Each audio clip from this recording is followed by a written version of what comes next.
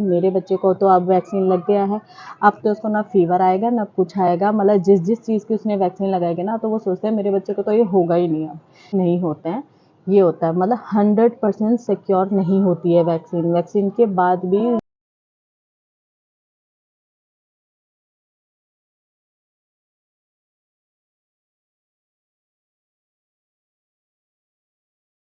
Hi mamas, welcome back with another video. तो आज इस वीडियो में मैं आपके लिए लेके आई हूँ वैक्सीन के साइड इफ़ेक्ट्स। वैक्सीन लगने के बाद क्या क्या साइड इफ़ेक्ट्स होते हैं बेबी को। पहले वैक्सीन के फीवर को लेके बताऊंगी, वैक्सीन के बाद जो फीवर आता है उसको लेके बताऊंगी। फिर मैं आपको बताने वाली हूँ फीडिंग के बारे में, इधर इस ब्रेस्ट फीडिंग, फॉर्मूला फीडिंग और सॉलिड्स। उसके बाद मैं आपको बताऊंगी मिथ्स। मोस्टली जो वैक्सीन्स होता है ना उसके 24 से 48 घंटे अंदर अंदर कॉमन फीवर आना नॉर्मल है, यानी 97 फ़ारेनहाइट से 101 तक अगर मैं फीवर आता है बच्चे को तो वो नॉर्मल है, उसमें घबराने की ज़रूरत नहीं है। उसमें जो उन्होंने मेडिसिन दी होती है बुखार की, उसको आप जैसे डॉक्टर ने एडवाइस किया उस हिसाब से दे सकते हो और उससे बच्चा ठीक हो जाता है, घबराने की बात नहीं है। वो बुखार जो होता है ना हमारा, जैसे नॉर्मली जैसे हम डीपीटी वैक्सीन लगाते हैं, पीसीवी लगाते हैं, टाइफाइड लगाते हैं, हेपेटाइटिस ए, ये सब लगाते हैं ना, तो ये बहुत हैवी डोजेज हो जाते हैं बच्चे के लिए, इसलिए इसके बाद बच्चे को फीवर आना कॉमन है। बाकी बाकी जो वैक्सीन है उनसे भी फीवर आ सकता है बच्चे को, ऐसा नहीं उनसे नहीं आएगा। इस फीवर को अब ये फीवर कितना लास्ट करता है, ये फीवर 6 घंटे से लेके और 2 दिन तक भी रह सकता है, उसके अंदर अंदर आ सकता है। ये फीवर 1 दिन से 3 दिन तक भी रह सकता है। अब मैं बताती हूँ केयर कैसे करनी है आपको। इसमें आपको हाथ अपना पानी में भिगो के बच्चे के फोरहेड पर रख देना है। डायरेक्ट पानी या गीला कपड़ा, बहुत ज़्यादा गीला कपड़ा, ठंडा कपड़ा, ये सब नहीं लगाना है बच्चे को, उससे बच्चे को बहुत रिलैक्स फील होगा। अगर हम आप डायरेक्ट पानी टच करके नॉर्मल पानी ही वो अगर मैं बच्चे के फोरहेड पर हाथ रख दोगे आप, तो उससे बच्चे को काफ़ी रिलैक्स फील होगा, उसकी जो बॉडी हीट हो रही होती है वो कम हो जाएगा। बच्चे को रेस्ट प्रॉपर करने देना है। जो वैक्सीन वाली जगह होती है ना वहाँ पे बिल्कुल भी मालिश नहीं करना है, ना उस जगह को टच करना है, वो अपने आप ठीक हो जाता है। तीन दिन के अंदर अंदर ठीक हो जाता है। कई बच्चे पैर नहीं उठा पाते हैं, वो धीरे धीरे करके उसका असर कम होने लग जाता है। सोच आपको इमीडिएटली बिना सोच में पड़े डॉक्टर पर चले जाना। अगर मैं बच्चे को फीवर 102 या उससे ऊपर जाता है, बच्चा अगर 24 घंटे में बिल्कुल भी फीड नहीं ले रहा है या उसका एक भी डायपर वेट नहीं हो रहा है, तो आपको एकदम डॉक्टर के पास चले जाना है। बच्चे को सांस लेने की दिक्कत हो रही हो फिर भी आपको डॉक्टर के पास जाना है।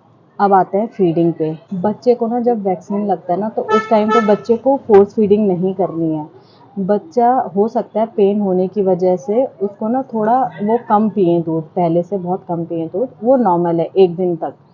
उसके बाद से आपको ना बच्चे को धीरे धीरे करके थोड़ी थोड़ी देर में दूध पिलाते रहना है, बच्चे को हाइड्रेटेड रखना है, डिहाइड्रेशन नहीं होने देना है। अगर मैं बच्चा दूध पर फॉर्मूला मिल्क पे है तो आपको थोड़ी थोड़ी देर में उसको दूध पिलाते रहना है, क्योंकि बच्चे के होंठ सूखने नहीं देने हैं। दूसरा, बच्चे को ना जो सॉलिड्स खाते हैं बच्चे, उनको आप दही खिचड़ी ये सब दे सकते हो, लाइट खाना देना है उनको। और बच्चे को ना स्पाइसी ऑयली ये सब बिल्कुल नहीं देना है।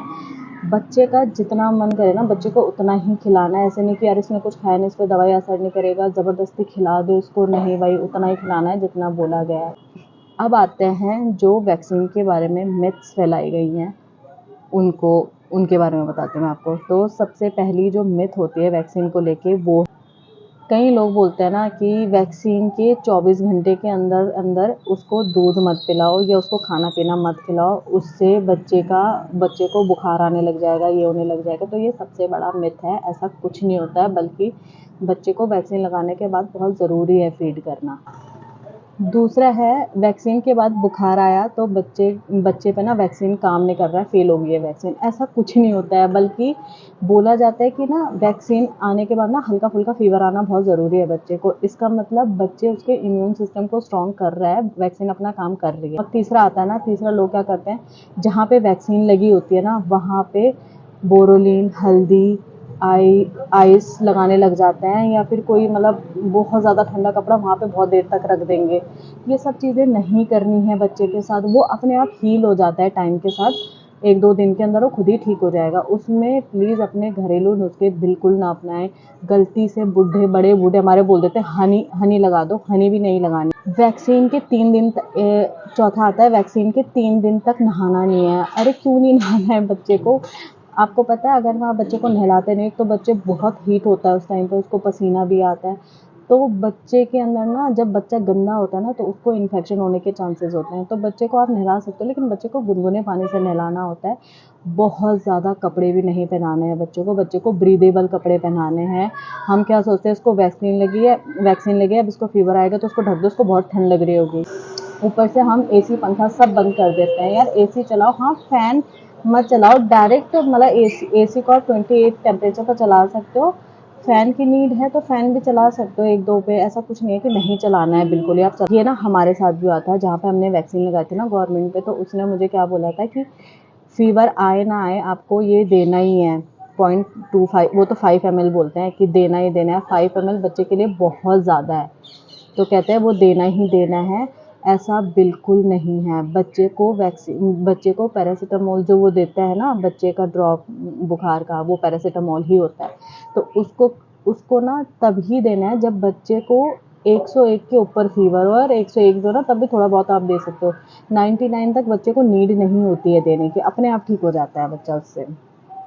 मैंने क्या किया था, मैंने नहीं दिया था। उसने मुझे बोला था कि आपको बुखार आए ना आए देना, 4 बार देना है 1 दिन में। मैंने ऐसा कुछ ही नहीं करा है। मैंने जब मेरी बेबी को रात में फीवर चढ़ा उसी टाइम दिया, वो भी मैंने 0.25 ml दिया उसको। उसने 0.5 बोला था मुझे, मैंने नहीं दिया, मैंने 0.25 ही दिया उसको और बच्चा जल्दी ठीक हो गया।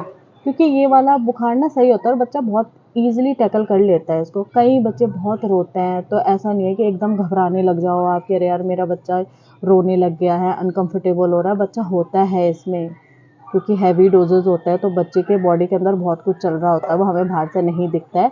तो बहुत पेशेंस रखना है, घबराना है नहीं इतनी जल्दी। बच्चा दूसरे दिन आपका बिल्कुल दूसरे दिन ही इसका असर बहुत कम होने लग जाता है। अब जो लास्ट मिथ है ना वैक्सीन को लेके, और जो सबसे बेकार है इंडिया में, लोगों को ऐसा लगता है कि मेरे बच्चे को तो अब वैक्सीन लग गया है, अब तो उसको ना फीवर आएगा ना कुछ आएगा, मतलब जिस चीज़ की उसने वैक्सीन लगाएगी ना तो वो सोचते हैं मेरे बच्चे को तो ये होगा ही नहीं अब। ऐसा कुछ नहीं है, बच्चे को वो होगा, लेकिन ये है कि बच्चे को ना वो कम, मतलब अगर वो बच्चे को वो बहुत ज़्यादा होने वाला है, लाइक बच्चे को जॉन्डिस हो गया या बच्चे को टाइफाइड हो गया, तो जैसे टाइफाइड के अपने वैक्सीन लगा लिया और बच्चे को हो गया, तो वो बच्चे को ना उस जो वैक्सीनेशन आपने कराया ना उस वजह से बच्चे कभी भी हॉस्पिटल में आईसीयू लेवल तक जाने, मतलब आईसीयू तक पहुँचे, इस लेवल तक कभी पहुँचेगा ही नहीं वैक्सीन लगाने के बाद। अगर आप वैक्सीन नहीं लगाते हो तो कुछ भी हो सकता है, और वैक्सीन लगाने के बाद आपके ये चांसेस हो जाते हैं कि, मतलब वैक्सीन लगाने के बाद आपके ये चांसेस हो जाते हैं ना कि बच्चा आईसीयू तक नहीं जाता, और कई बच्चे हॉस्पिटलाइज भी नहीं होते हैं। ये होता है, मतलब 100% सिक्योर नहीं होती है वैक्सीन के बाद भी वो सब बीमारियों की जिन सब बीमारियों की आपने बच्चे को वैक्सीन लगाई ना उसके बाद भी वो सब बीमारियां होना पॉसिबल है बच्चे को, क्योंकि वैक्सीन 100% सिक्योर नहीं होता है। अगर मैं कुछ भी चीज़ छूट गई है, आपको कोई भी चीज़ लगती है कि मेरे बच्चे को ऐसा हो गया है इसके बाद मुझे क्या करना चाहिए, तो प्लीज़ आप कमेंट में शेयर कीजिए, मैं आपको उसका रिप्लाई ज़रूर करूँगी। Thank you so much for watching my video, stay tuned to my channel.